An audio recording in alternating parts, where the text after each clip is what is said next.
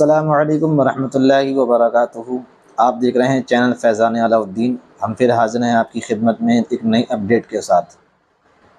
जो लोग हुज़ूर सल्लल्लाहु तआला अलैहि वसल्लम का वसीला अल्लाह की बारगाह में बनाने को शिर्क कहते हैं और कहते हैं कि सिर्फ़ अल्लाह ही से मांगना चाहिए, अल्लाह के सिवा किसी से नहीं मांगना चाहिए, तो आज हम इस बात को साबित करेंगे अहादीस करीमा से और असलाफ़ के वाक़यात से कि हुज़ूर सल्लल्लाहु तआला अलैहि वसल्लम को अगर आज सुन्नी अपनी किसी दुआ में या किसी मामलात में वसीला बनाता है या उन्हें शफ़ी समझता है या हुज़ूर सल्लल्लाहु तआला अलैहि वसल्लम की बारगाह में अपनी कोई हाजत को रखता है तो वो शिरक नहीं करता, बल्कि ये तरीक़ा हमसे पहले बुज़ुर्गों का है। तो इसी टॉपिक पर हम आज एक वीडियो लेकर आए हैं, आप इस क्लिप को ज़रूर सुनें। मुफ्ती सलमान साहब की कि बरेलवी हुज़ूर सल्लल्लाहु तआला अलैहि वसल्लम को अगर हाजत कोई पाकिस्तानी जोकर मौलवी है कह रहा था कि ये इन लोगों के पीछे नमाज नहीं पढ़ना, जो बरेलवी लोग हैं ये रसूलुल्लाह को मुश्किल कुशा मानते हैं, लिहाजा ये शिरक करते हैं, ये शिरक करते हैं, इस वजह से इनके पीछे नमाज नहीं। एक तरफ तो तुम हमें मुशरिक कहते हो और दूसरी तरफ इत्तिहाद इत्तिहाद का नारा भी लगाते हो। फिर अगर हम तुम्हारे पीछे नमाज ना पढ़े तो तुम्हें दर्द क्यों होता है, तकलीफ क्यों होती है? लेकिन ये जुमला मुझे बड़ा सख्त लगा कि नबी पाक सल्लल्लाहु तआला अलैहि वसल्लम को अगर आज कोई मुश्किल कुशा समझे, अपनी मुश्किलों का हल करने वाला आका समझे, तो ये साहब हमें मुशरिक करार देते हैं। फिर शरफुद्दीन इमाम बूसीरी के बारे में तुम्हारा क्या ख्याल है, जो लकवा और फालिज के असर के बाद अपने बिस्तर पर लेट करके हुजूर की बारगाह में यूं कहते हैं, या अकरमल खल्क़ि माली मन अलूदु बिही सिवा का इंद हुलूलिल हादितिल अममी वलन यदीक रसूलुल्लाह जाहु कभी इदल करीम तजल्ला बिस्मि मुंतकिमी। मैं असलाफ का अकीदा बता रहा हूं सुन्नियों। शरफुद्दीन इमाम बूसीरी मिस्र के रहने वाले, अस्कंदरिया में आज भी उनका मज़ार पाक है।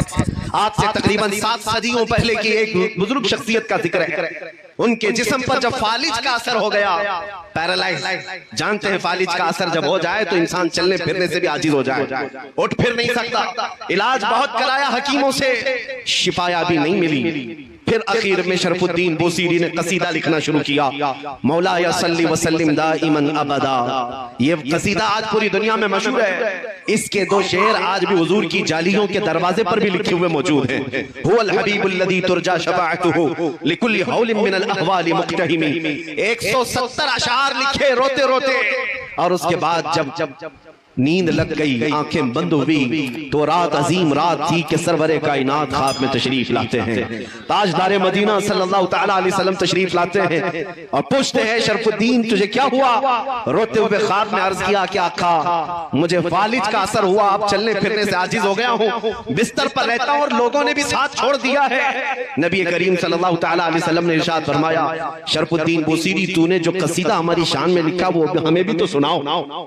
उन्होंने अपना कसीदा लिखा था, लेकिन जो पहला शेर है, पहला मिसरा, उसका एक ही मिसरा उनसे बन पाया था, दूसरा मिसरा नहीं बना था। मौला या सल्ली व सल्लिम दाइमन अबदा, बस इतना ही मिसरा बना था, दूसरा नहीं था। वो ख्वाब में मेरे आका को सुनाते रहे, मौला या सल्ली व सल्लिम दाइमन अबदा। रुक जाते, नबी पाक ने इरशाद फरमाया, बूसीरी इसका अगला मिसरा मेरी जानिब से है, अला हबीबी का खैरिल खल्क़ि कुल्लिहिम। और उसके बाद उनके जिस्म पर अपना हाथ फेरा और रात को अपनी एक चादर उठाकर शरफुद्दीन बूसीरी को अता किया। ख्वाब की बात है, ख्वाब की बात है। और नबी करीम सल्लल्लाहु तआला अलैहि वसल्लम की वफात के 700 साल बाद का वाकया है, हुजूर के पर्दा फरमाने के 700 साल बाद का वाकया है। शरफुद्दीन बूसीरी कहते हैं, सुबह जब मेरी आंख खुली, पूरे घर में एक अजीब सी खुशबू महक रही थी, और जब मैं उठने की कोशिश किया तो देखा न मेरे हाथ में फालिज है, न पैर में फालिज है, जिस्म सही सलामत है। ख्वाब की बात ख्वाब होती है, लेकिन शरफुद्दीन बूसीरी कहते हैं मेरा जिस्म भी सलामत था, और फिर मैं गौर से देखता हूं तो मेरे बिस्तर पर रात को अता की हुई मेरे मुस्तफा की चादर भी मौजूद थी। 700 साल बाद वो नबी मुश्किल कुशाई करते हैं। यही बुजुर्गों का अकीदा लेकर के बरेली के इमाम ने हमें अकीदा दिया था। उनके अपने पेट से लाया हुआ अकीदा नहीं है, बरेली का अकीदा वही है जो सहाबा का अकीदा था। एक सहाबिया अपने बेटे को लेकर के आई बारगाह मुस्तफा में, कहा या रसूल अल्लाह ये बोलता नहीं है, ये गूंगा है, बचपन से नहीं बोलता, इसके लिए कुछ फरमाएं। 8 साल का हो गया, बोलने की ताकत नहीं है, अब दवा क्या की जाए? जिसकी जुबान चलती ही ना हो, पैदाइश बोलता ना हो, नबी पाक के पास जब वो खातून आई, मेरे अजीजों आज उन लोगों से पूछो वो खातून क्यों रसूलुल्लाह के पास गई। अरे जुबान देना तो अल्लाह का काम है, कुव्वत गोयाई अल्लाह बख्शता है। सहाबिया तो मुस्तफा के दरबार में आई है ये अकीदा देने के लिए, देता अल्लाह ही है, दरवाजा मुस्तफा का होता है। क्योंकि मेरे आका ने फरमाया है इन्नमा अना कासिमुन वल्लाहु युअती, अल्लाह देता है और मैं तकसीम करता हूँ। वो सहाबिया करीब आई हुजूर पाक सल्लल्लाहु अलैहि वसल्लम के पास अपना बेटा लेकर के। हुजूर ने क्या इलाज फरमाया, नबी करीम सल्लल्लाहु तआला अलैहि वसल्लम ने क्या इलाज फरमाया, कुछ नहीं। उस छोटे से नन्हे से बच्चे को करीब बुलाया और पूछा उस बच्चे से कि मन अना, बेटे ए लड़के बता मैं कौन हूँ। वो जो पैदाइशी गूंगा था वो बच्चा बोल पड़ा अशहदु अन्नका मुहम्मद रसूलुल्लाह, मैं गवाही देता हूँ कि आप मोहम्मद सल्लल्लाहु अलैहि वसल्लम अल्लाह के रसूल हैं। इसी अकीदे को हमारे इमाम ने फरमाया था कौन देता है देने को मुंह चाहिए, देने वाला है सच्चा हमारा नबी।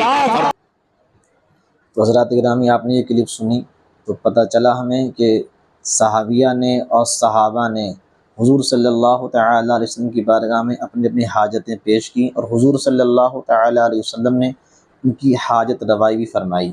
तो आज हम अगर हुजूर से कुछ मांगते हैं तो इसमें कोई शिरक नहीं, ये सहाबा का तरीक़ा है। अल्लाह तबारक व तआला हम तमाम को दारिन की नेमतों से मालामाल फरमाए, अहले सुन्नत वल जमात पर हम तमाम को मौत नसीब फरमाए। अस्सलामु अलैकुम व रहमतुल्लाह।